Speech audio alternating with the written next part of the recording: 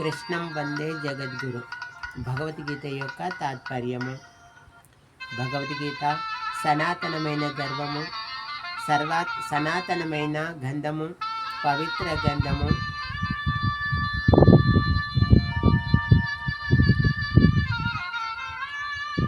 శ్రేయాన్ స్వధర్మో విఘ్నః పరధర్మాదనుష్ఠితాం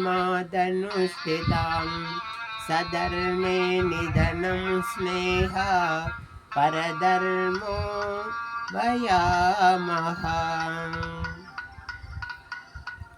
పార్థ, పరధర్మం చక్కగా ఆచరించుట కంటే ఏదో లోపములున్న సధర్మాచరణమే మేలు.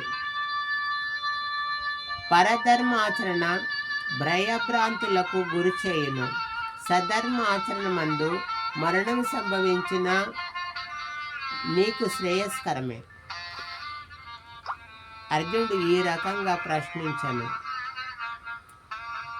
కృష్ణ, మానవుడు తనకు ఇష్టమున్నా లేకున్నా ఎవరో బలవంతంగా ప్రేరేపించినట్లు సధర్మమును వీడి పాపకర్మను ఎందుకు ఆచరించుచున్నాడు? భగవానుడు ఈ రకంగా సమాధానమిచ్చాను. కామవేష క్రోధవేష రజోగుణ సముద్భవం మహాశనో మహాత్మానం విద్యేన వివవైరిణాం ధూమేనౌర్యతే వగ్నిః యదాదర్శో మలేన చ యదో వేదామృతో గర్వః తదా తేనేదమామృతం అమృతం జ్ఞానమేతేనం జ్ఞానినో నిత్యవైరిణాం కామరూపేణ కౌంతేయ దుష్పూరేణ లనేచనాం ఇంద్రియాణి మనోబుద్ధి రహస్యష్టముపాక్ష్యతే ఏత్వేహం మోహమేషం జ్ఞానామృతస్య దేహినాం.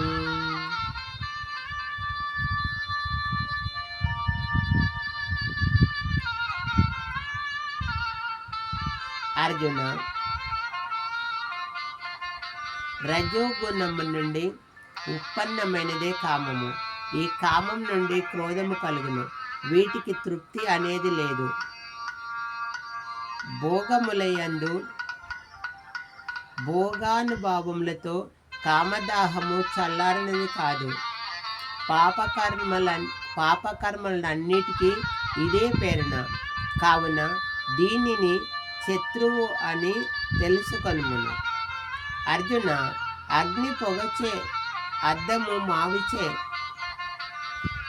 అర్జున అగ్ని పొగచే అద్దము ధూళిచే కప్పబడినట్లు శిశు గర్భముచే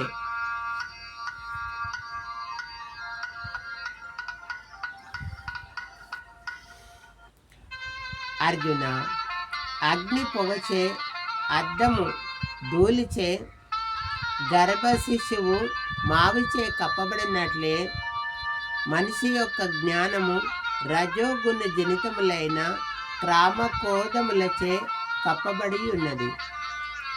అర్జున, ఈ కామాగ్నితో సమానమైనది మరి ఏమీ లేదు.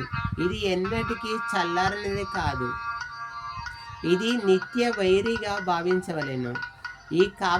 ఈ కామదాహము మనిషి జ్ఞానమును ఎల్లవేళలా కప్పివేచినే ఉండును. ఇంద్రియములు, మనసు, బుద్ధి కామమునకును వాస్తవ శత్రువులని తెలుసుకొనుము.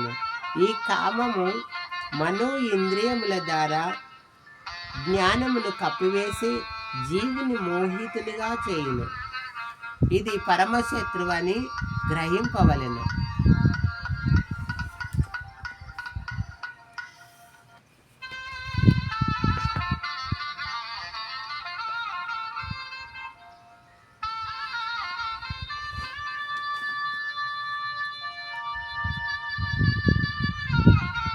అర్జున, మొదట ఆ ఇంద్రియమును వశమునందించుకొనుము.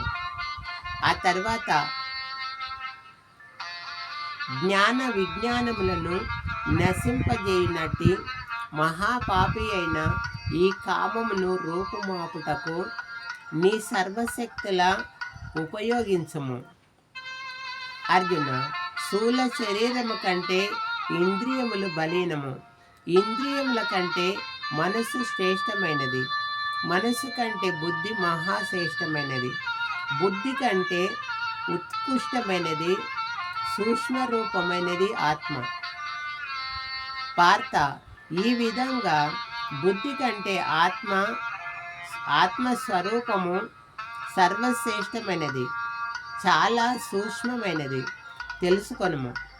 అలా తెలుసుకొని బుద్ధి ద్వారా మనసును వశమునందించుకొని ఈ కామమనే భయంకర శత్రువును రూపుమాపము.